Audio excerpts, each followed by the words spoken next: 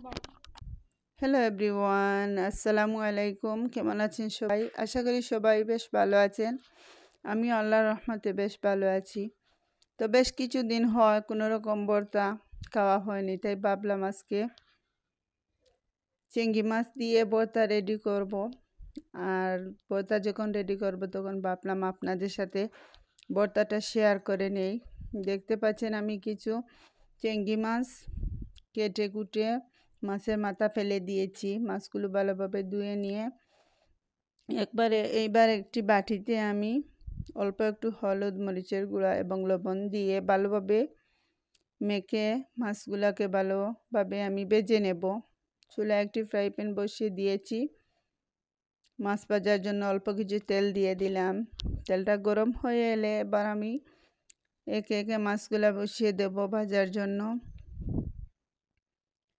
আর আজকের এই ভর্তাটা কি বলবো, এত স্বাদ! এই ভর্তাটা খেতে এত ভালো লাগে, বারবারই কিন্তু এই ভর্তাটা খেতে মন চাইবে। আজকে যেভাবে আমি শুকনো মরিচ দিয়ে এই ভর্তাটা রেডি করব, এইভাবে ভর্তা রেডি করে খেলে বারবার খেতে মন চাইবে আর সবাই খেতে পছন্দ করবে। মাছগুলা আমি উল্টিয়ে দিচ্ছি। সব সময় মাছ মাংস খেতে খেতে কি আর ভালো লাগে, মাঝে মধ্যে একটু ভর্তা হলে পেট ভরে ভাতও খাওয়া যায়, খাবার রুচিটাও বেড়ে যায়।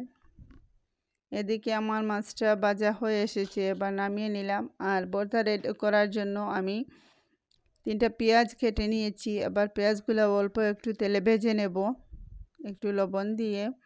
পেঁয়াজটাকে বেশি ভাজবো না, হালকা একটু ভেজে নেব। এবং শুকনো মরিচগুলোও ভেজে নেব। আর এই ভর্তাতে আমি শুকনো মরিচ দিয়েছি। কাঁচা মরিচের তুলনায় শুকনো মরিচ দিয়ে ভাজিটা খেতে ভীষণ ভালো লাগে, ভীষণ টেস্টি হয়। আর এদিকে আমি মাছের কাঁটাগুলো বেছে নেব।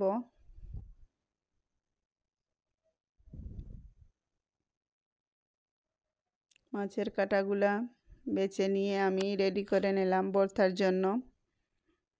এবার ভেজে রাখা পেঁয়াজ এবং শুকনো মরিচগুলো ভালোভাবে হাতের সাহায্যে আমি মেখে নেব।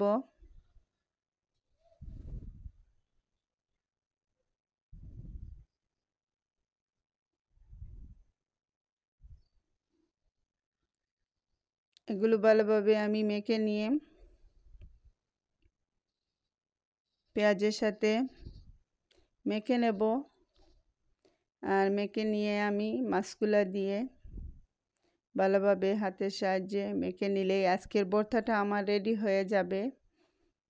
দেখতে পাচ্ছেন এখনও মাছ দেই নেই, কিন্তু এই মশলাটাই খুবই জুসি মনে হচ্ছে। এইবার আমি এগুলো একসাথে সব মেশাবো। আর মেশানো হয়ে এলেই আমার ভর্তাটা কমপ্লিট হয়ে আসবে। সাথে আমি ধনেপাতাও দিয়ে দিয়েছি। এইভাবে ভর্তাটা একবার হলেও আপনারা ট্রাই করে দেখতে পারেন। আর এই ভর্তাটা পছন্দ করে না এমন লোক খুবই কমই পাওয়া যাবে। খুবই মজার একটি ভর্তা। আর এই ভর্তা হলে গরম ভাতের সাথে আর কোনো কিছুই লাগবে না, পেট ভরে ভাত খাওয়া হয়ে যাবে। মাশাআল্লাহ, দেখতে পাচ্ছেন যে আমার ভর্তাটার খুবই সুন্দর একটি কালারও চলে আসছে। দেখতে যেমন জুসি মনে হচ্ছে, খেতেও খুবই ভালো হবে। সবাই একবার হলেও এভাবে ট্রাই করে ভর্তাটা খেয়ে দেখতে পারেন। যদি আমার ভিডিওটা আপনাদের ভালো লেগে থাকে তাহলে প্লিজ সবাই আমার চ্যানেলটাকে সাবস্ক্রাইব করে নেবেন। নতুন ভিডিও ছাড়ার সাথে সাথে আপনারা পেয়ে যাবেন। সবাই ভালো থাকবেন, সুস্থ থাকবেন। আল্লাহ হাফেজ।